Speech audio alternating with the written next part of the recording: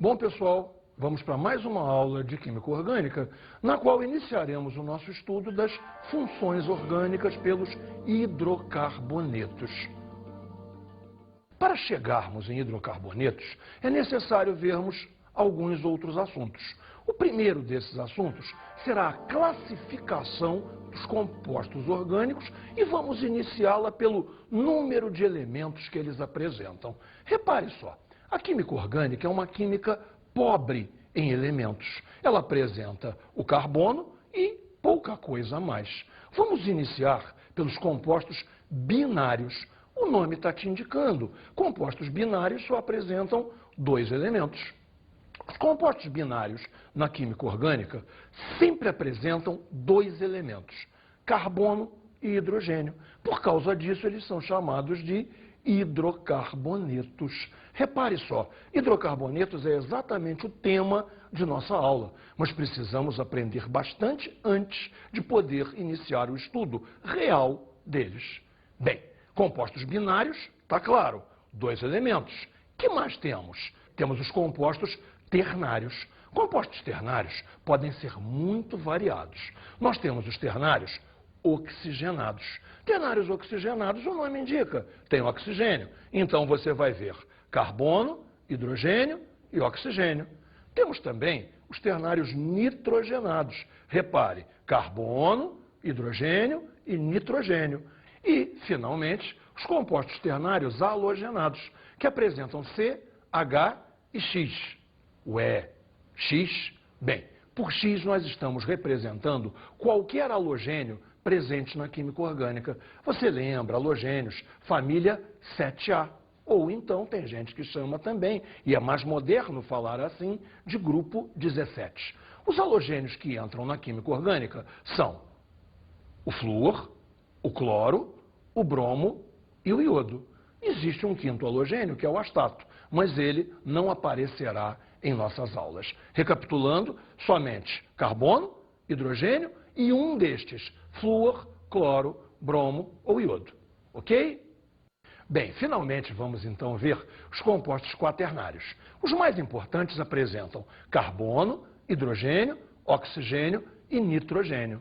E aí você já está em um nível de complexidade química bastante grande. Basta eu dizer a você que proteínas, em geral, são quaternárias, apresentando exatamente C, H, O e N. Imagine a complexidade que isso já tem.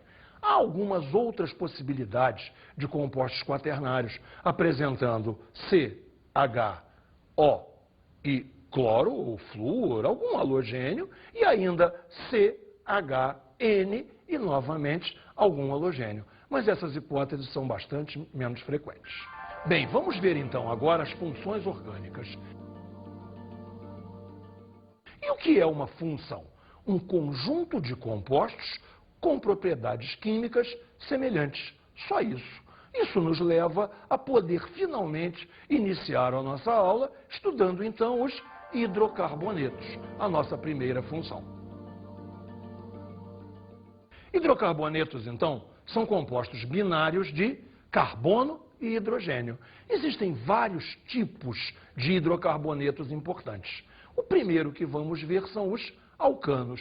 Repare lá, alcanos são hidrocarbonetos abertos, ou seja, a cadeia deles é aberta, e eles são saturados, ou seja, na cadeia só existem ligações simples. Alcanos são importantíssimos como combustíveis. Você vai ver que o gás do isqueiro, o gás de cozinha, a gasolina, o querosene, tudo isso são alcanos. Bem, agora vamos aos alcenos. Alcenos, então, são hidrocarbonetos abertos, insaturados, que apresentam uma dupla ligação. Repare bem, abertos como os alcanos, mas insaturados, apresentando uma única dupla ligação. Há compostos que têm mais do que uma dupla, mas não são alcenos. Vamos estudá-los daqui a um pouquinho. Calma, alcenos, uma única dupla. Depois disso, naturalmente, você já percebeu, vêm os alcinos. Olha só, nos alcinos, hidrocarbonetos abertos insaturados com uma tripla ligação. Então veja, vamos apanhar um plano do que já vimos. Os alcanos são absolutamente saturados. Os alcenos são insaturados com uma única dupla e os alcenos insaturados com uma única tripla. Claro que existe a possibilidade, bastante rara, de uma mistura com duplas e triplas, mais do que uma dupla, mais do que uma tripla. Um exemplo poderiam ser os alceninos. Entendeu o nome? Alcenino. Eno, ino. Uma dupla, uma tripla. Mas isso, por enquanto, não nos interessa. Vamos então agora ver quando há duas duplas. Repare aqui, mudamos para os alcadienos, que são hidrocarbonetos abertos insaturados com duas duplas, especificamente duas duplas. Veja só, dieno, duas duplas. Esses são muito importantes. A indústria de plásticos os usa bastante. Bem, vimos uma panorâmica dos hidrocarbonetos abertos, mas também há hidrocarbonetos fechados, onde a cadeia é fechada. Repare aqui, vamos aos ciclanos. Ciclanos são hidrocarbonetos fechados saturados. Repare, eles são, vamos dizer assim, aparentados dos alcanos, onde os alcanos são hidrocarbonetos abertos e saturados e, de novo, os ciclanos são hidrocarbonetos fechados e saturados. Bem, temos agora uma categoria importantíssima. Hidrocarbonetos aromáticos. Hidrocarbonetos que contêm um ou mais anéis aromáticos. Fundamentando, então, hidrocarboneto aromático. O que você vai buscar nele? O anel aromático ou o anel benzênico. Bem, então agora podemos iniciar com detalhe o nosso estudo de cada um desses tipos de hidrocarbonetos. Bem, vamos estudar agora a nomenclatura básica, que são regras válidas para todas as funções. Você vai reparar uma coisa, a química orgânica é muito organizada, é muito metódica. Existe um grande número de regras para que você crie nomes que sejam claros, compreensíveis e, bem, bonitos. Bonitos eles até que não são, não. Mas veja, a finalidade de um nome químico certamente não é ser bonito. A finalidade é eu te dar um nome claro, um nome que você leia e compreenda sobre o que ele se refere. Para isso, a química tem, e nós temos um grande orgulho disso, um organismo máximo, um órgão que rege tudo da química. É a IUPAC. IUPAC é uma sigla, como você deve ter desconfiado, está em inglês. IUPAC é IUPAC, International Union of Pure and Applied Chemistry. Em português seria algo como União Internacional de Química Pura e Aplicada. Bem, o que é isso afinal? Um conjunto de pessoas, um conjunto de químicos do mundo inteiro que se reúnem periodicamente para tratar do nosso negócio, para tratar de química. Tudo que você pensar a respeito de química, quem decide democraticamente, votando, é a IUPAC. Você pode ver a IUPAC em ação. A IUPAC hoje, graças à internet, é um portal. Visite-o em www.iupac.org. Não preciso nem dizer a você. Não é .com, porque não é comercial. É .org, uma organização. E muito menos é .br, porque ela não fica aqui no Brasil. Sua sede inicial é na Suíça, mas hoje a IUPAC atinge todo o mundo. A lógica dos nomes em química orgânica se inicia pelo uso de prefixos. Prefixos indicam o número de carbonos do composto. Bem, mas que prefixos são esses? Os prefixos de 1 até 4 átomos de carbono não são de língua nenhuma. Eles foram absolutamente inventados. Repara, 1, 2, 3 e 4 não se falam met, et, prop, but em língua alguma, apenas em química. Vê se está bem clarinho.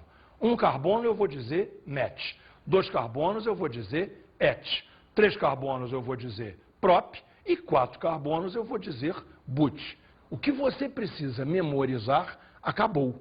Vamos agora ver os prefixos de 5 a 10 carbonos, que são tirados do grego e são praticamente iguais aos prefixos que você usa na matemática para fazer polígonos e poliedros. Alguma coisa como pentágono, hexágono, hexacampeão, alguma coisa assim. Repare bem, 5 carbonos, pente, 6 carbonos, hex, 7 carbonos, hept, 8 carbonos, oct, 9 carbonos, bem, esse é um pouquinho diferente. 9 carbonos, non. E, finalmente, 10 carbonos, dec.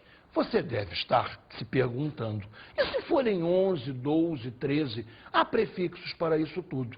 Mas, neste nosso curso, se você sabe contar até 10, para mim, está tudo certo. Precisamos agora ter uma maneira para indicar ligações simples e múltiplas. Veja como. A ligação simples é indicada por um prefixo an, a ligação dupla por um prefixo en e, finalmente, a ligação tripla é indicada por um prefixo in.